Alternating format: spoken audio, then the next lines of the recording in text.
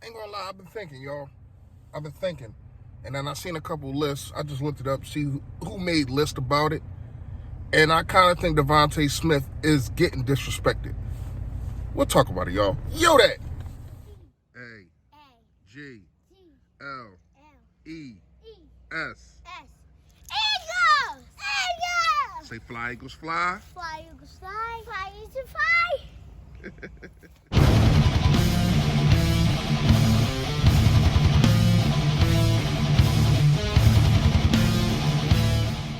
Yo, that man, you know who it is. You know what it is. Your boy, Philly Fresh, a.k.a. the General here reporting for duty. Listen, if you have not done it, I don't know where you've been, but if you haven't, please make sure you hit that sub button right down there. I appreciate it in advance, man.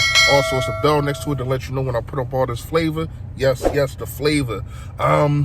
And last but not least, come on, man, smash the like for your boy, man. I appreciate it in advance. You already know. Fresh fact of the day. Oh, yeah, if you want to know how to get the merch, man, the link will be in the description. I got colors now, more flavors like now laters. I keep telling y'all that. Fresh fact of the day. Fresh fact of the day is never settle. Never, ever settle for just being where you're at. Because you never know how long that spot is going to be there. It don't matter what you're doing. If you're at your job, you're the president, or try to be a co-owner. Whatever you can do to be better every day that you wake up, do it. Never, ever, ever, ever settle. And this guy that I'm about to talk about, man, not gonna lie to you, he's not settling. He shouldn't settle.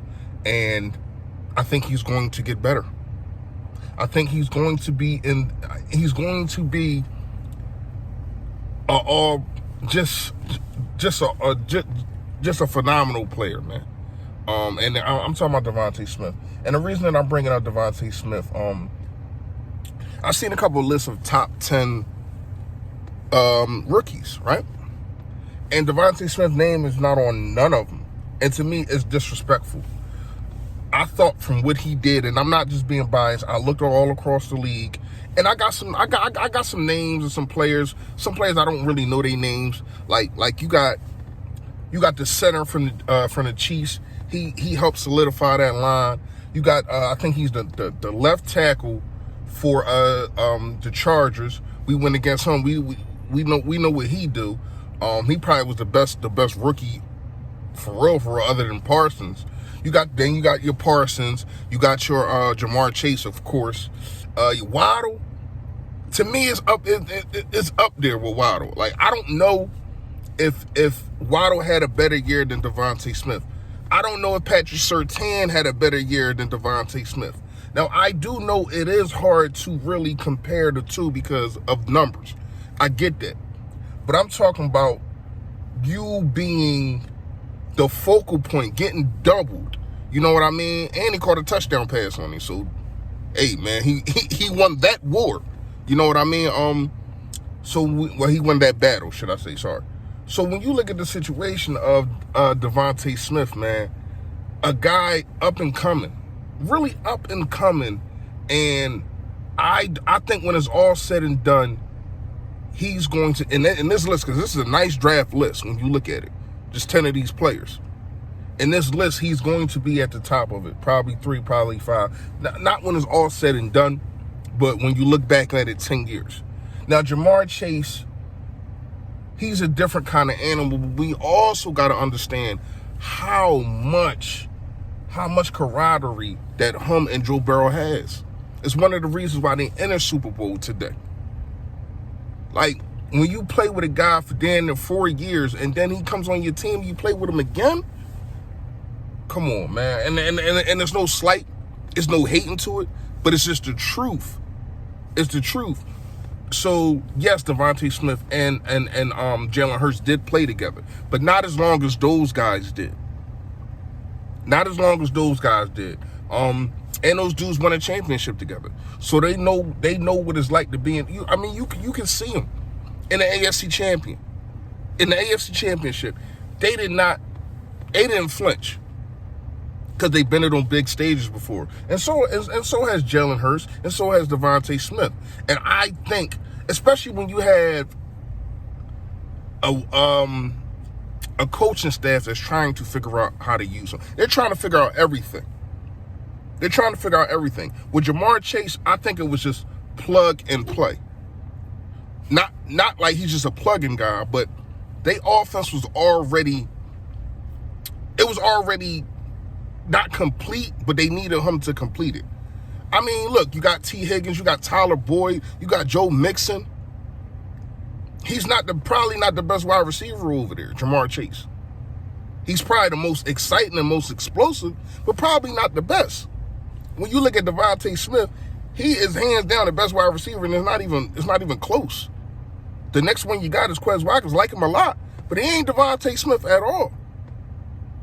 And I do feel as though they wasn't using him correctly neither. So you got to put in all those circumstances. When Jamar Chase step on a field, they're not doubling him for the most part. They got too many weapons. They got too many weapons for that.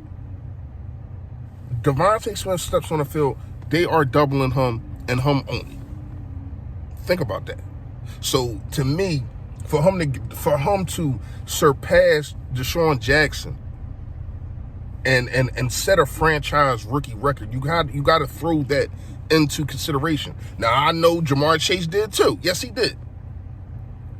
But look at what Devontae Smith had to do with an offensive coordinator and head coach that really didn't know what they was doing in the beginning of the season. And they started to figure it out.